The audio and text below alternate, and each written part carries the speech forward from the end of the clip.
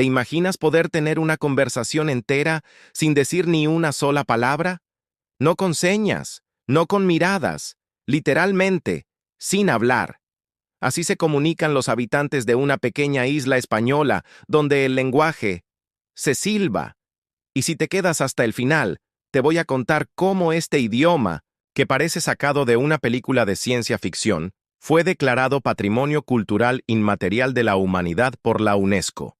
La historia comienza en La Gomera, una de las Islas Canarias.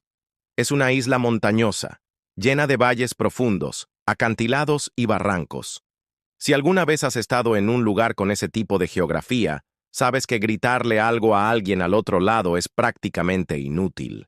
Imagínate querer avisarle a tu vecino, que vive en el barranco de enfrente, que va a llover y que recoja la ropa, y que no haya manera de que te escuche si le gritas. Eso obligó a los antiguos gomeros a pensar diferente. No podían subir y bajar la montaña cada vez que querían hablar con alguien. Tampoco tenían teléfonos ni radios. Entonces, ¿qué hicieron? Silbaron, pero no cualquier silbido. Desarrollaron un sistema completo de comunicación, el silbo gomero. Y no es un código secreto ni un lenguaje inventado aleatoriamente. Es el idioma español, transformado en silbidos. Suena loco, pero funciona. El silbo gomero convierte las vocales y consonantes del español en sonidos silbados, usando solo la boca, los labios, los dedos y una enorme habilidad para controlar el tono y la intensidad. Solo utilizan 4 consonantes y 2 vocales silbadas, pero esas combinaciones son suficientes para expresar frases completas, nombres, instrucciones, advertencias, lo que sea. Y lo mejor, esos silbidos pueden viajar hasta 5 kilómetros de distancia, dependiendo del viento y del terreno. En una isla llena de montañas, eso era oro puro. Ahora, piensa esto. La mayoría de nosotros apenas puede silbar una melodía decente, y ellos, en cambio, pueden tener conversaciones completas con solo unos cuantos fiu fiu. Pero, ¿de dónde salió esta idea? Algunos expertos creen que el silbo tiene raíces bereberes, traídas desde el norte de África por los antiguos pobladores de las islas. Otros piensan que fue una invención local, desarrollada por necesidad. Lo cierto es que ya existía mucho antes de la llegada de los conquistadores españoles en el siglo XV. Durante siglos, fue una herramienta de comunicación esencial.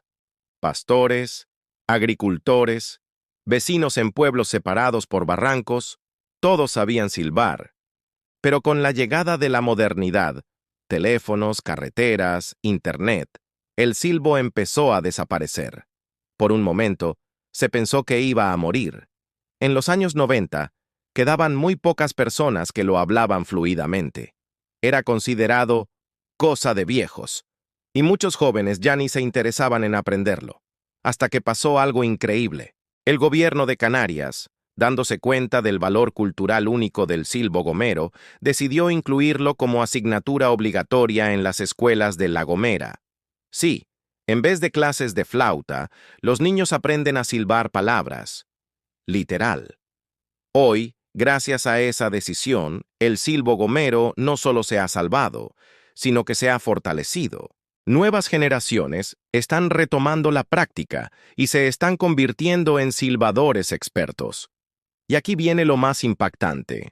Un estudio reciente descubrió que, al usar el silbo gomero, el cerebro humano activa las mismas áreas que usa cuando hablamos un idioma verbal. Es decir, aunque lo que escuchamos son solo silbidos, nuestro cerebro lo procesa como si estuviéramos hablando normalmente, como si estuviéramos hablando sin hablar. Es uno de los pocos casos documentados de un lenguaje completamente silbado que no solo sirve para comunicar, sino que es realmente comprensible a nivel cerebral. Así que sí, el silbo gomero no es solo una rareza cultural. Es una prueba viviente de la capacidad humana para adaptarse, crear y mantener viva una tradición que desafía todo lo que creemos saber sobre el lenguaje. Y todo empezó con una necesidad simple: que alguien al otro lado del barranco pudiera escucharte. Imagina que ese silbido que escuchas a lo lejos no es solo un sonido. Es una conversación completa viajando entre montañas. Si eso no es hablar sin hablar, no sé qué lo sea.